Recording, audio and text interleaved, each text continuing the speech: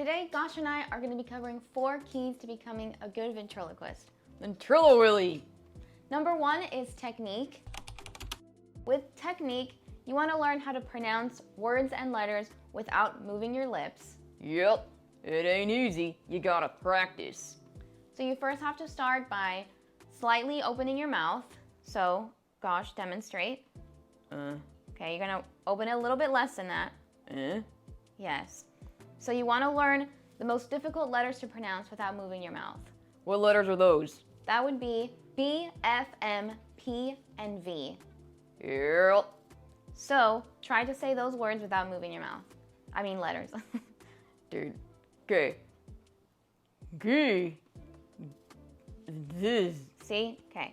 It's not easy. You have to learn how to pronounce those without moving your mouth.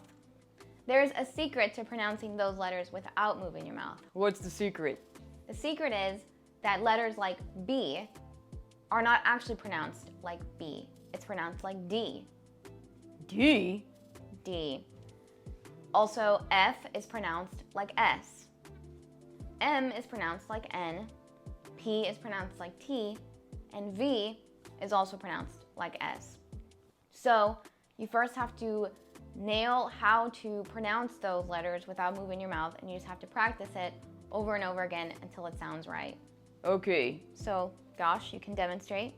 So, the B. would be D. No, that sounded like D. But, yeah, you get the gist of it. Yeah, you just gotta practice a million times, and then eventually you'll get it. So, once you have the technique down, the next important step is acting. Acting! So when you create a character, you want to make sure that you stay in character all the time. Yeah, don't ever break the illusion, because then it'll ruin it. It'll ruin the illusion. Yeah, you gotta be a little bit wackadoodle about it. But yes, it's true, but that's the way to convince people. And another thing that bothers me would be like people who take their character and just leave them lying down, not moving. They look like they're dead. And that definitely, I feel like, breaks the illusion of the character being alive. So yeah, just don't do that, because it looks weird and creepy. Exactly. So imagine I would just leave Gosh like that. I'm just acting. So that would look weird. Yeah. So you don't want to do that, because then you look like an idiot.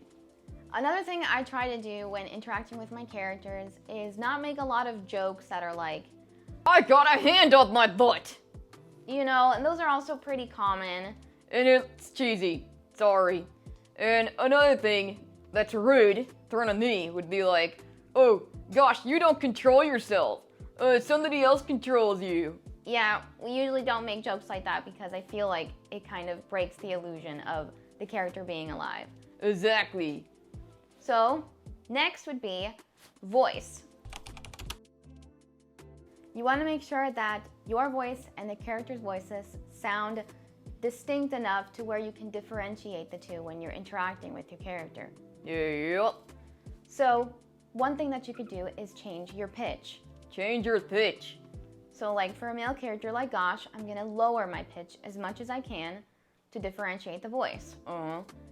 And for a character like Steffi, if you've seen my other characters, I raise my pitch quite a bit.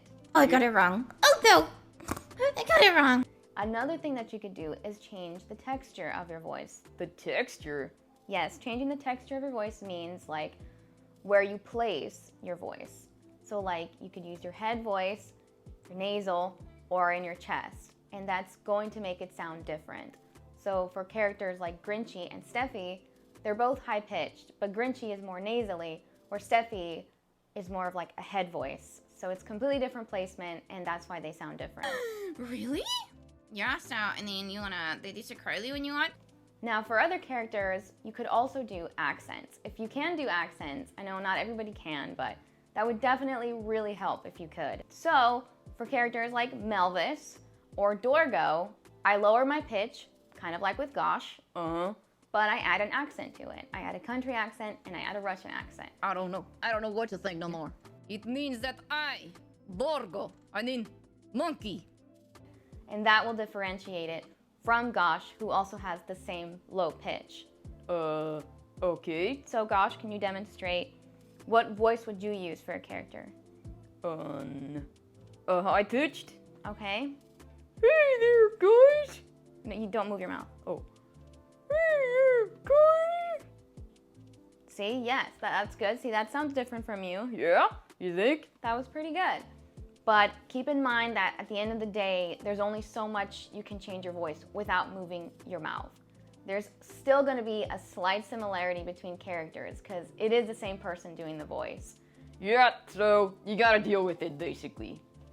And last but not least, and probably the most important aspect of being a good ventriloquist would be having creativity.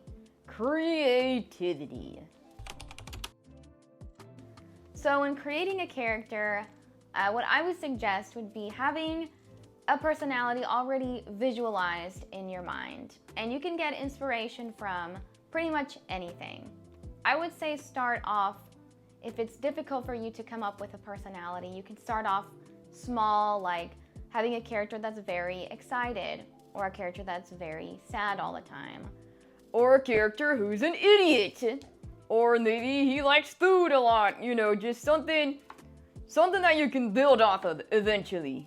Yes, so like with someone like Gosh, he's a drummer. Yes, I'm a musician, I'm Sezzy, stuff like that. Another thing that you could do is if you're just starting out, you can get a puppet, like a simple little puppet. You can look at it, and then just based off of how it looks, you can be like, he looks like he would be very snarky, or he looks like he would be very sassy. You know, just kind of come up with something based on how it looks if you don't have it already thought out. And that's a good way to start out. For me, I had already thought of my characters. I'd already thought of Gosh, Kryler, and Grinchy even before having them made. What do you mean? The reason I say it's the most important part is because your creativity is what's going to make you unique from other people. You know, you want to have characters that are entertaining. You want to prioritize your characters over yourself. Because yes, having skill and the technique of not moving your mouth is extremely important. But at the end of the day, if you just focus on the fact that you don't move your mouth, you're taking away from your characters. Exactly, it's all about us, not about you. That's what's going to make it more believable at the end of the day, prioritizing your character. And that's what I believe are the 4 keys to being a good ventriloquist. Yeah. And really, there's a lot to it that I don't think one video can get to.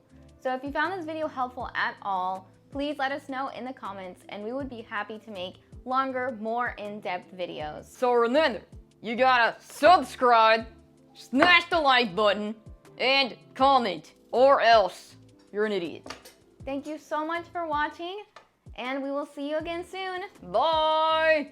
This is what I believe are the 4 and those are what I believe are the 4. This is what I believe are the 4. Why can't I say that word? Smash the like button. Why did I say button? With M, or F, I mean. So you want to be a ventriloquist, huh?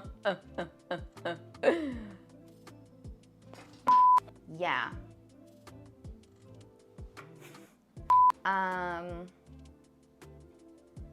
Because then you look like an idiot. So anyway.